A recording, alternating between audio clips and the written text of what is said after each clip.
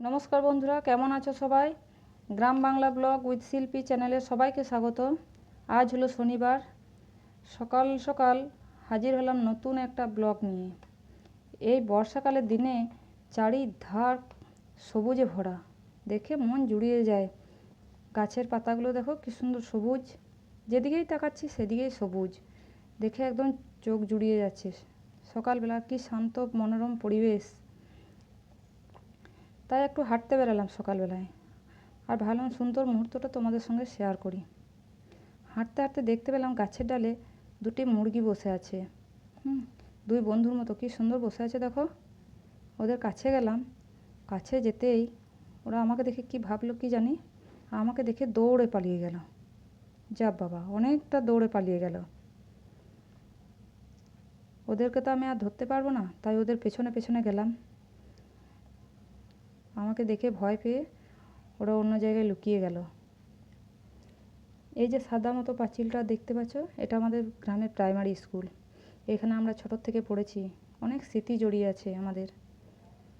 আমরা যখন পড়েছি তখন এত সুন্দর ছিল না, এখন দিনে দিন উন্নত হচ্ছে সব।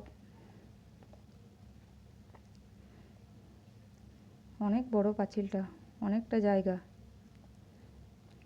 ওই দেখো আরেকটা মুরগি চলে এসেছে, ওরা দেখছে যে ওরা ভয়ে দৌড়াচ্ছে, তখন পাশে থেকে আরেকজন চলে এসেছে।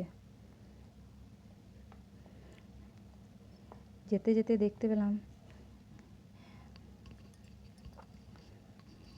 দূর থেকে, দেখতে পাচ্ছি ওই যে কাকিমাটা লাঠি নিয়ে বেরিয়েছে। কী করছে?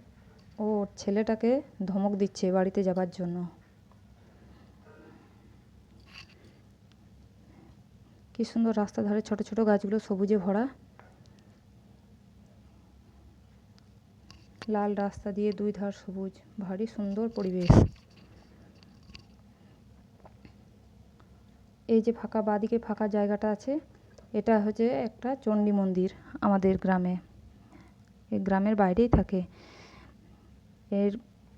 এই ঠাকুর কোনো মন্দির নেয়নি, তাই একটা গাছের তলাতেই আছে, বট গাছের তলায়। আর ওই যে দূরে ফাঁকা জায়গাটা দেখতে পাচ্ছ, ওটা হচ্ছে আমাদের গ্রামের খেলার মাঠ। এখানে আমাদের ছেলেপুলেগুলো সব ফুটবল খেলে, ক্রিকেট খেলে।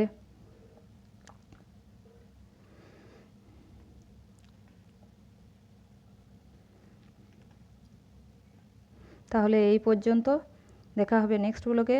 সবাই ভালো থাকবেন, সুস্থ থাকবেন, আর ভালো লাগলে লাইক কমেন্ট করে জানাবেন, আর চ্যানেলটাকে সাবস্ক্রাইব করে পাশে থাকবেন।